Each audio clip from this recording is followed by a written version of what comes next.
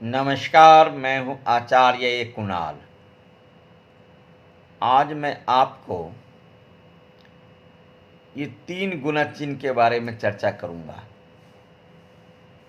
अगर किसी व्यक्ति के हाथ में मस्तिष्क रेखा और हृदय रेखा के बीचों बीच, यानी मस्तिष्क रेखा आप देख सकते हैं, गुणज चिन्ह के नीचे में रेखा दिखाई दे रहा है और ऊपर में हृदय रेखा दिखाई दे रहा है। इस तरह का मस्तिष्क रेखा और हृदय रेखा के बीच में अगर जिस प्रकार से मैंने हाथ में बनाया है 3 गुणज चिन्ह, इस तरह का 3 गुणज चिन्ह अगर किसी व्यक्ति के हाथ में है, इस तरह का किसी किसी हाथ में पाया जाता है रेखा। 3 गुणज चिन्ह मस्तिष्क रेखा और हृदय रेखा के बीच में हजारों हाथ देखने के बाद किसी 1 से 2 हाथ में दिखाई देता है।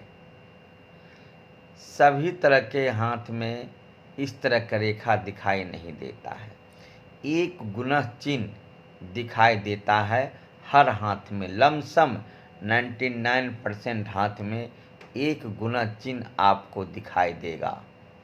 लेकिन हजारों हाथों में हजारों हाथ अगर आप देखते हैं तो एक हाथ या 2 हाथ में आपको इस तरह 3 गुणज चिन्ह दिखाई देगा, जो हृदय रेखा और मस्तिष्क रेखा के बीच में पाए जाने वाले 3 रेखा। जिस व्यक्ति के हाथ में ये 3 रेखाएं होते हैं, इस तरह का 3 रेखाएं, 3 गुणज चिन्ह, यानी ये इस तरह का 3 गुणज चिन्ह जो हृदय रेखा मस्तिष्क रेखा के बीच में हो, तो जातक राजा होता है। राजा, ऐसे जातक राजनीतिक में, ऐसे जातक पारंगत हासिल कर लेता है। ऐसे जातक राजा जैसे जीवन जीता है। ऐसे जातक धनवान होता है। ऐसे जातक ऐश्वर्यवान होता है। ऐसे जातक अपने जीवन में सारे इच्छाएं पूर्ति कर लेते हैं।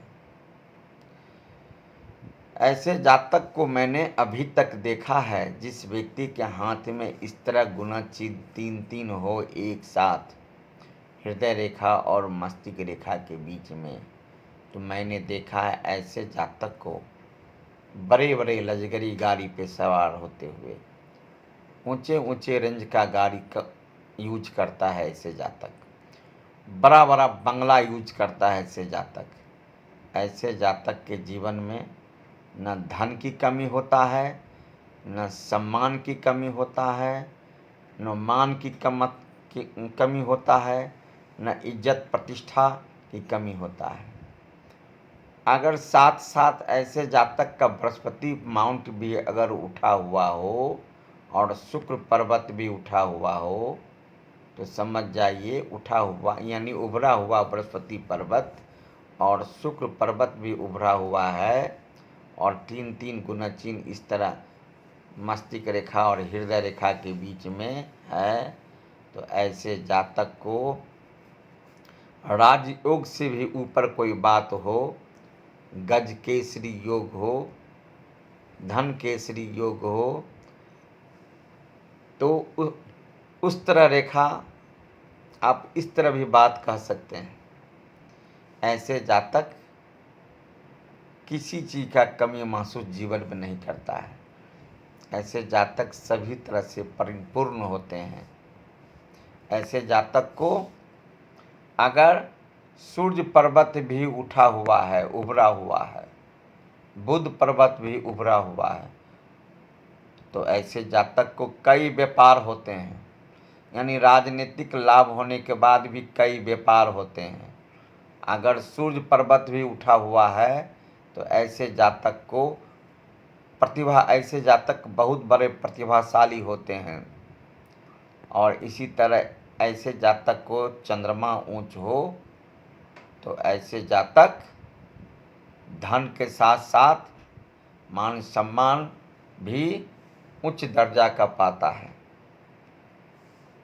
और ऐसे जातक जहाँ भी खड़ा होता है वहाँ से उस व्यक्ति का बात चलता है, किसी और को नहीं चलता है। क्योंकि ऐसा गुणचिन्ह हमने अभी तक मैंने देखा है, अनुमान लगाया है, जो 1000 आदमी में 2 से 3 आदमी को मैंने ऐसा गुणचिन्ह देखा है जो हाथ में 3-3 गुणचिन्ह एक साथ हो, और वो भी मस्तिष्क रेखा और हृदय रेखा के बीच में। एक गुणचिन्ह को विद्या रेखा कहते हैं, सरस्वती रेखा कहते हैं, और एक गुणचिन्ह को धन रेखा कहते हैं, और एक गुणचिन्ह जो देख रहे हैं बृहस्पति की ओर है, वह मान सम्मान पद प्रतिष्ठा वाला रेखा कहलाता है। बीच वाला जो गुणचिन्ह देख रहे हैं ये विद्या और संतान का बहुत बड़ा योग बनता है। और इसी प्रकार से तीसरा जो नीचे आप लास्ट में देख रहे हैं रेखा, ऐसे जातक को धनवान बनाता है, ऐश्वर्यवान बनाता है। क्योंकि सूर्य पर्वत के नीचे पाया जाने वाले रेखा हमेशा प्रतिभा और धन कमवाता है। क्योंकि बृहस्पति पर्वत के निकट वाले जो देख रहे हैं प्रथम गुणचिन्ह, यह धनवान प्रतिष्ठावान कहलवाता है। तो इस तरह गुणचिन्ह जिस व्यक्ति का हाथ में आप देखें तो तुरंत जान जाएं आप कि ऐसे जातक सभी प्रकार से पूर्ण है। ऐसा जातक जीवन में कुछ भी नहीं खोया है, अपने जीवन में सब कुछ पाते आया है और आगे आगे आगे है। ऐसे जातक धनवान के साथ प्रतिष्ठा